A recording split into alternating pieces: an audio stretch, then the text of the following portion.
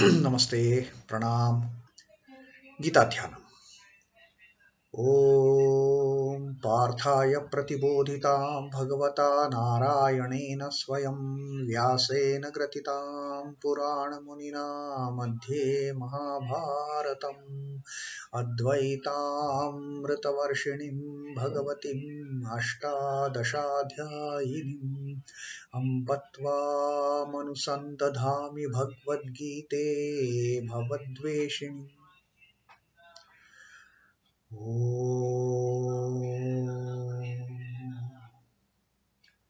Bhagavad Gita, with which Lord Narayana himself gave enlightenment to Partha, ancient sage Vyasa included it in the Mahabharata. O Goddess, showerer of the nectar-like knowledge of non-dualism contained in your 18 chapters. O my affectionate mother, the destroyer of rebirth, I meditate upon thee. Krishna Vandana वसुदेवसुतं देवं कंसचाणूरमर्दनं देवकी परमानन्दं कृष्णं वन्दे जगद्गुरुम्. Son of Vasudeva, the slayer of Kansa and Chanur, extreme delight for Mother Devaki, O Lord Krishna, the supreme teacher of the universe, my salutations to you.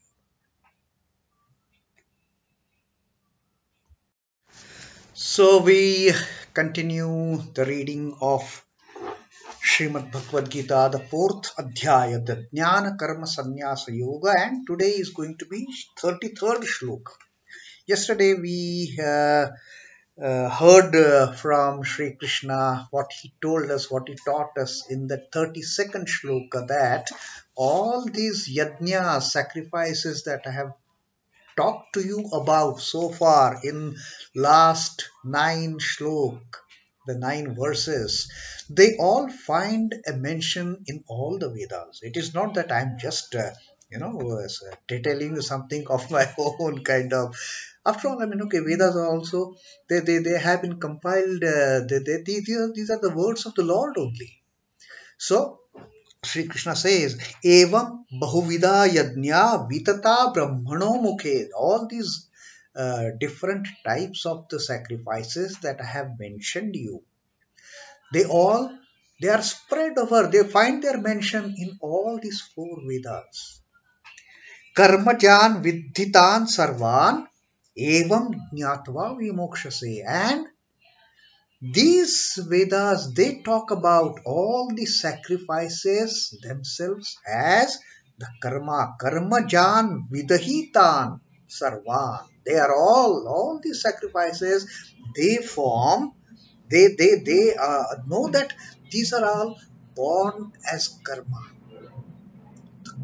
All the sacrifice, whatever we give away, whatever we renounce, whatever we just offer to the Lord and to the creation, to all other beings around, all those offerings, all those sacrifices, they are born out of karma.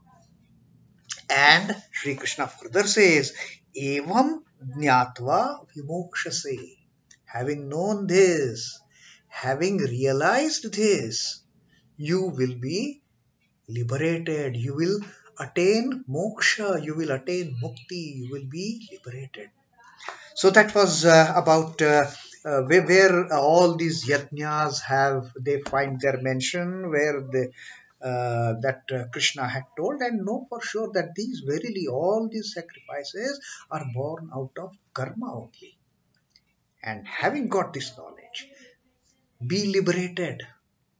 Get rid of that cycle of coming and going, coming and going, coming and going. Be liberated, be in an ever blissful state. Now Sri Krishna says further about the liberation. Now that he has talked about mokshase, Sri Krishna says, Shreyandravyamaya yajnat jnana yajna param tapa Shreyandravyamayat yajnat jnana yajna param tapa Sarvam karmakhilam partha jnane परिसमाप्यते. Shreyan Dravyamayat Yajnat. Compared to the sacrifice of the wealth, Shreyan, what is superior? Shreyan is superior. Superior to Dravyamayat Yajnat. Superior to the sacrifice of the wealth, of the material riches. Superior to that sacrifice is Jnana Yajna Parantapa. O scorcher of the foes, the sacrifice of the knowledge is far superior than the sacrifice of the wealth, of the material wealth. Sarvam karma khilam partha. Sarvam again is sarvam is all. Karma akhilam. Karma is action. Akhilam in entirety. The whole karma in its entirety. Sarvam karma akhilam partha. O Arjuna, jnane parisamapyate. All the karma that is performed is parisamapyate, is culminated. Culminated in what? In knowledge. Ultimately, it is the knowledge. So, the sacrifice of knowledge, the knowledge sacrifice, giving away the jnana is most superior than even giving away the wealth.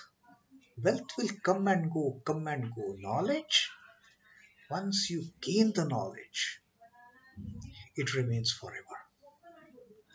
Once we learn how to ride a bicycle for life, we will never forget how to ride the bicycle. Once we learn how to swim forever, in fact, for that matter, I mean, there is nothing that anybody needs to learn swimming. Swimming, it is a natural tendency of body to float on the top, above water. The animals who they jump into the waters, they don't learn swimming anywhere, isn't it? It automatically it comes to them. And from the river, if they get if they jump in the tank or a lake or a water, they just come on their own. Nobody needs to teach them what is swimming. Why we can't swim? Because of fear. We don't know how to be fearless like those animals who are totally dependent on the Almighty for that matter. So knowledge is something, once you gain, it remains with you. Wealth, it doesn't happen. Wealth comes, goes, comes, goes, comes, goes. It is most precarious possession for any human being. Today it is there, tomorrow it is not there. So, Krishna says that the knowledge sacrifice was scorcher of foes. Now, Sri Krishna in this particular shloka, he is addressing Arjuna in two ways. Parantapa, scorcher of the foes. Now, why scorcher of the foes in the first line where he is explaining knowledge sacrifice is far greater than wealth sacrifice? Because once Arjun fights this war, he is going to be the winner.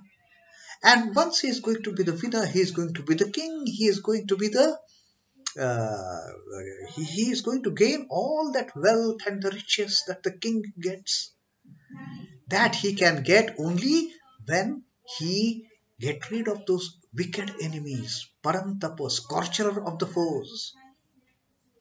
So, addressing Arjuna as scorcher of the foes, Krishna is telling him that you are going to win this war. You are going to get you earn so much wealth, riches, but that all those riches, for that matter, is of no consequence compared to the knowledge that you will gain. Because knowledge sacrifice is far superior than the wealth sacrifice. All karma in its entirety, O Partha, culminates in knowledge. Now he is addressing in the second part of the shlok, he is addressing Arjuna as Partha.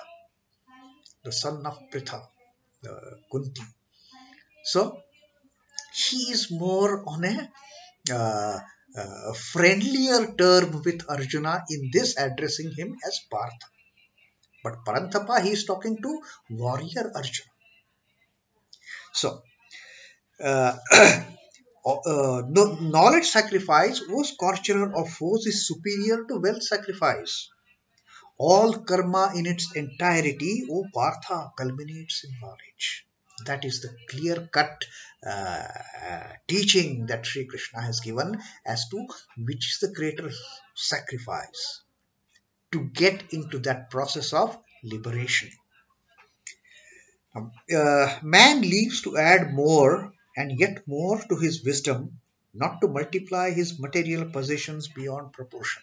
That should be the ideal way of living for a man. He should, any person should, for that matter, live the life to accumulate the knowledge and wisdom to seek liberation, rather than spending his life from the young age till old age just earning money, and not even gaining any knowledge of how to go back to hereafter, how to go back to the Lord. Things material cannot be made more use of than the requirement. Any material thing for that matter, you can make use of it only till the time it satisfies you for that point of time. Beyond that, it becomes absolutely useless. He who gives himself over possession fosters care and anxiety. Naturally, more the wealth, you lose your, sound sleep, your peace of mind. It is so. Earn what is required. Be happy. Remain contented. Santosha. That contentment. That is the key for this shloka. There is no point in just gobbling up, accumulating wealth. How much knowledge also you are getting with that? Are you creating the wealth? Are you generating the wealth to spend it for the betterment of the human being, of the fellow beings? Then earn and spend, earn and spend. Nothing is going to remain with you forever. Let us have that understanding.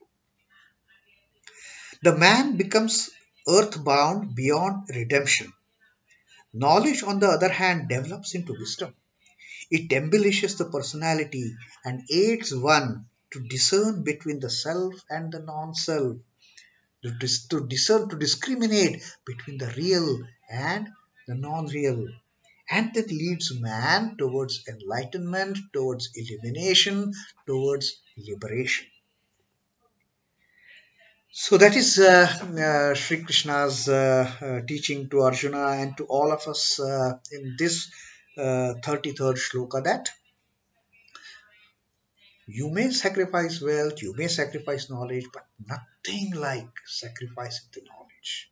That is the greatest of the yajna. That is the greatest of the offering that you can offer to anybody. And what let us see what Sri Ramakrishna says on pertaining to this particular 33rd shloka of Srimad Bhagavad Gita. Sri Ramakrishna's teaching, which gets synced with this teaching of Sri Krishna. He is truly a man who has made money his slave. He is not fit to be called a man who does not know how to make use of money. So Sri Ramakrishna says, the person who has made money his slave, I will earn and I will spend the way I wish for the betterment of fellow beings. He is truly a man. Simply generating, collecting money, putting it in the bank balance in the form of deposits or in the form of shares or in the form of properties. What is the use? At the end, when we are leaving this mortal body, we are not going to carry even a single pie with us. All we are going to carry is only the after effects of all these yajnas that we perform, and that is going to determine at the end whether we are going to remain in this cycle of birth and death, whether we are going to continue with this cycle of coming and going, or we are going to get liberated, we are going to be ever free, or we are going to be attain we are going to attain the mukti, the moksha. Our deeds are going to determine it, not the amount of money that we keep on saving and collecting and generating and regenerating. The wealth has no, at the end of life, wealth carries no meaning, the material wealth. It all remains here, and who knows? I mean, with that wealth, there will be so many, infighting within the family, having, suddenly got all those riches, and then this is mine, that is mine, this house belongs to me, that house belongs to me, this land is mine, all those nonsense. So Sri Krishna says, and therefore Sri Ramakrishna also says in the same vein, he says, he is truly a man who has made money his slave, not he the slave of money. Entire life is spent on only earning, earning, earning, earning money. What about earning knowledge? What about earning devotion? What about earning that pure devotion, the prema bhakti, the anurag, the raga bhakti? He is not fit to be called man who does not know how to make use of money. If you have earned, fine. Spend it, sacrifice it, use it, offer it for the betterment of the fellow beings. So that is Sri Ramakrishna's teaching, which is very much in line with this 33rd shloka of the Jnana Karma Sannyasa Yoga, the fourth adhyay of Srimad Bhagavad Gita. With that, so that completes our reading of today's shloka of Srimad Bhagavad Gita. Om Namo Bhagavate Vasudevaya. Sri Krishna Arpanamastu. Jai Sri Ramakrishna. Jai Thakur. Jai Ma. Jai Swamiji.